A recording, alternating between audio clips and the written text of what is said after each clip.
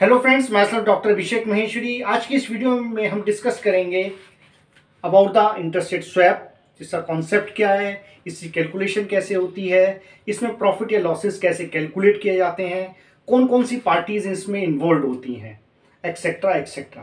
तो पूरा कॉन्सेप्ट समझने के लिए आप इस वीडियो को एंड तक देखें। तो एक एग्जाम्पल के थ्रू हम इसको पूरा समझेंगे। तो पहले स्टार्ट करते हैं अबाउट द मीनिंग। तो in an interest rate swap the parties exchange cash flows on a notional principal amount. This amount is not actually exchanged in order to hedge against interest rate risk and to speculate. देखिए क्या मतलब हुआ इसका। Derivatives चार तरह के होते हैं: forward, future, options and swaps.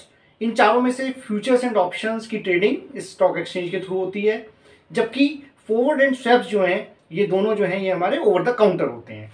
तो स्वैप्स की जो ट्रेडिंग है ये एक्सचेंज के थ्रू नहीं होती, ये बिटवीन द पार्टीज होती है।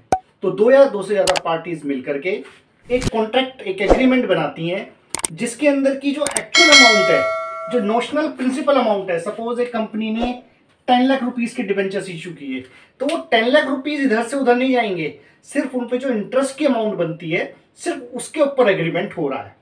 तो और पर्पस क्या है? पर्पस है या तो हेजिंग या फिर स्पेकुलेशन। एक एग्जांपल के थ्रू हम समझते हैं इसको, तो आपको ये डेफिनेशन ज्यादा बेटर समझ में आएगी। सपोज एक एबीसी कंपनी है, एबीसी कंपनी ने 10 लाख रुपीस के डिबेंचर्स इशू किए 5 इयर्स की लाइफ के। तो टेन्योर है 5 इयर्स, 10 लाख रुपीस के डिबेंचर्स। अब ये जो डिबेंचर्स पे जो इंटरेस्ट रेट है वो फ्लोटिंग है, it is not fixed. Floating rate debenture है। फ्लोटिंग रेट क्या है? MIBOR plus 2%। MIBOR means Mumbai interbank offer rate, यानी ये वो रेट होता है जिसपे बैंक्स आपस में एक दूसरे को लोन देते हैं। तो कंपनी ने कहा कि जो भी मिबोर का रेट होगा उसमें 2% जोड़ करके हम बॉन्ड होल्डर्स को पेमेंट करें। फिलहाल जो प्रेजेंट रेट है मिबोर का, present rate of MIBOR suppose it is 2.5%। तो कंपनी का जो इंटरेस्ट बर्डन है वो क्या होगा? तो एक टेबल बनाते हैं हम, year 1 2 3 4 5, year rate of interest. अब फर्स्ट ईयर का जो रेट ऑफ इंटरेस्ट होगा वो क्या होगा? हमारा क्या फॉर्मूला है? कंपनी कितना इंटरेस्ट पे करेगी? MIBOR plus 2%। तो इन द फर्स्ट ईयर जो इंटरेस्ट बैठेगा वो बैठेगा 2.5 plus 2, it means it comes to 4.5%। ये फर्स्ट। लेकिन सेकेंड, थर्ड, फोर्थ और फिफ्थ ईयर में इंटरेस्ट क्या होगा ये किसी को नहीं पता। ये डिपेंड करेगा कि उस समय में माइबोर का रेट क्या होगा। तो एबीसी कंपनी को ऐसा लगता है कि शायद इन फ्यूचर माइबोर का रेट ऑफ इंटरेस्ट बढ़ जाए।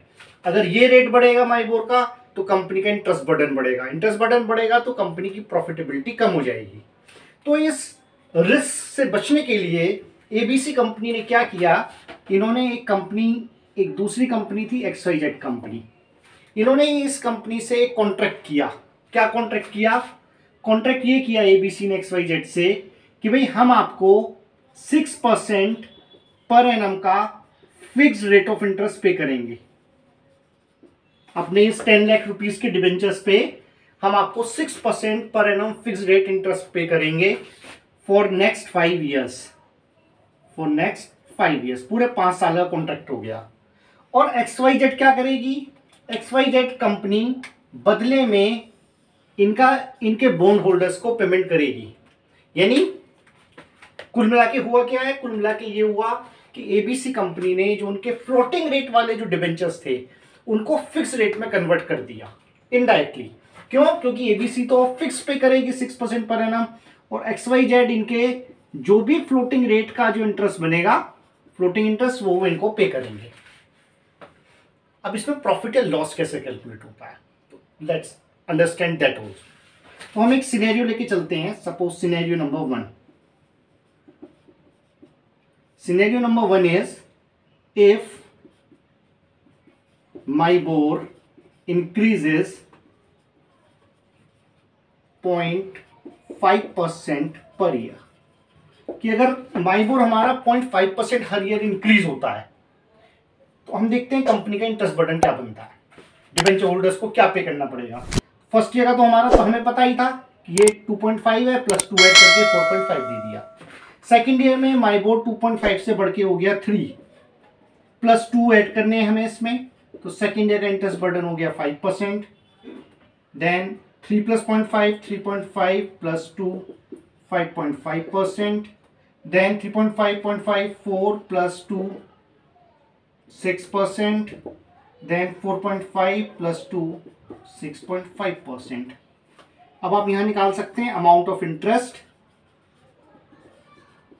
इंटरेस्ट। तो 10 लाख रुपीस के हमारे डिबेंचर्स थे। 10 लाख पे फर्स्ट ईयर का इंटरेस्ट बना 4.5%, यानी 45,000 रुपीज। सेकेंड ईयर में 10 लाख इंटू 5% 50,000। थर्ड ईयर में हो गया ये 55,000। 10 lakh into 6% 60,000। 10 lakh into 6.5% 65,000। Total comes to 2,75,000। It means ABC company की जो डिबेंचर होल्डर्स हैं उन्हें हमें नेट 5 ईयर्स में टोटल कितना इंटरेस्ट देना है, 2,75,000। अब हम देखते हैं प्रॉफिट या लॉस किसको कितना हुआ। एबीसी कंपनी 5 सालों में कुल मिलाकर के XYZ को कितना पे करेगी। As per the agreement ABC will pay 10 lakh rupees के डिबेंचर्स थे, इसका 6% होता है 60,000 इंटू 5 ईयर्स। 5 ईयर्स में टोटल कितना पेमेंट करेगी, 3 लाख रुपीस। यानी एबीसी से XYZ को कितना पेमेंट जा रहा है, 3 lakh rupees fix payment. XYZ कितना पेमेंट करेगी एबीसी को, 2,75,000 रुपीस, जो एक्चुअल बर्डन है 2,75,000। तो इस स्वैप कॉन्ट्रैक्ट से किसको फायदा हुआ, इससे XYZ को फायदा हो गया, क्योंकि XYZ को मिले कितने 3 लाख और उन्हें पे कितने करने पड़े 2,75,000। तो ABC is in the loss of rupees 25,000 rupees and XYZ is in the profit of rupees 25,000। तो अगर हमारा लिबोर 0.5 बढ़ता है तो अब हम एक दूसरा सिनेरियो लेके चलते हैं कि अगर हमारा जो मिबोर है वो एवरी ईयर 1% इंक्रीज करता है, सिनेरियो नंबर 2, तो इससे हमारी प्रॉफिटेबिलिटी और बाकी चीजों पे क्या फर्क पड़ेगा। तो अगर लिबोर एवरी ईयर 1% इंक्रीज करता है तो उस केस में अब आप देखिए 1%, तो सेकेंड ईयर में लिबोर हो गया 3.5 प्लस 2, यानी it is 5.5% is the rate. Then 4.5 plus 2 6.5%, 5.5 plus 2 7.5%, 6.5 plus 2 8.5%। तो ये रेट ऑफ इंटरेस्ट हमें डिबेंचर होल्डर्स को देना है। तो फर्स्ट ईयर का इंटरेस्ट बना 10 lakh into 4.5% 45,000। Then second year 55,000, 65,000, 75,000 and 85,000।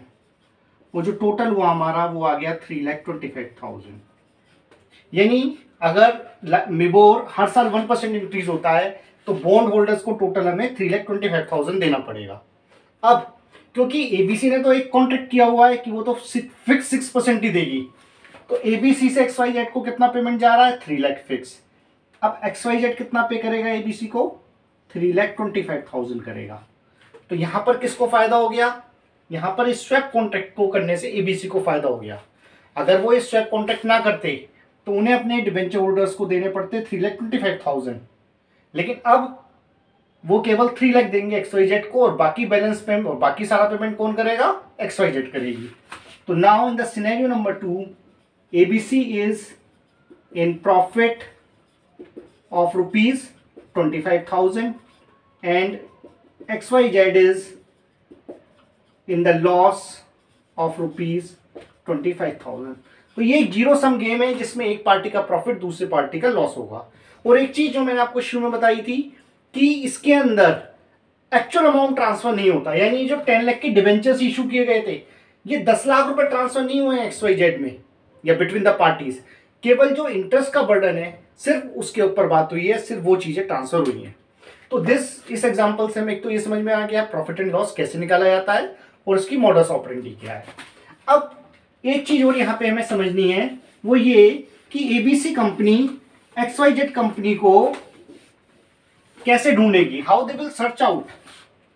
एक एबीसी कंपनी इसी एग्जांपल में और एक XYZ, ये एक दूसरे को कैसे सर्च आउट करेंगे। तो इसके लिए हमारे पास बीच में होते हैं स्वैप बैंक्स, या आप कह लीजिए कुछ इंटरमीडियरीज होती हैं। तो ये जो XYZ और ABC हैं, ये अपनी अपनी रिक्वायरमेंट इस इंटरमीडियरी को बता देंगे, और ये इंटरमीडियरी जो है वो इन दोनों में एग्रीमेंट करवा देंगी, और दे चार्ज सम कमीशन, ये अपना कुछ कमीशन चार्ज करती हैं जिससे इनकी प्रॉफिटेबिलिटी निकलती है। अब बात आती है कि भाई इसका यूज कौन कौन करता है। तो इसका यूज जो है स्वैप कॉन्ट्रैक्ट्स का दो तरह के लोग करते हैं। नंबर 1 हेजर्स, जैसे इस क्वेश्चन के अंदर हम डिस्कस करें, एबीसी कंपनी स्वैप कॉन्ट्रैक्ट में इसलिए गई क्योंकि इसको ऐसा लगता था कि फ्यूचर में रेट ऑफ इंटरेस्ट बढ़ेंगे, तो इंटरेस्ट रेट से बचने के लिए इसने ये कॉन्ट्रैक्ट किया। तो आप कह सकते हैं इस एग्जांपल में एबीसी कंपनी क्या है, एक तरह से हेजर है। जबकि जो XYZ कंपनी है, इसने तो कोई डिबेंचर इशू नहीं किए हुए थे, कोई लोन नहीं लिया हुआ था, ये कॉन्ट्रैक्ट में क्यों आई, ये कॉन्ट्रैक्ट में इसलिए आई स्पेकुलेशन की वजह से। स्पेकुलेशन, तो आप कह सकते हैं XYZ यहाँ पर क्या है, एक स्पेकुलेटर है। इसको लग रहा था कि रेट्स उतने ज्यादा नहीं बढ़ेंगे, कि रेट अगर ज्यादा नहीं बढ़ते हैं तो इसको फायदा हो जाएगा। फाइन। तो इस तरह से दो तरह के हमारे इसके अंदर ट्रेडर्स होते हैं जो डील करते हैं। तो आई होप आपको ये पूरा कॉन्सेप्ट अच्छे से समझ में आया होगा। तो आप इस वीडियो को लाइक करें, शेयर करें और हमारे चैनल को सब्सक्राइब करें। Thank you.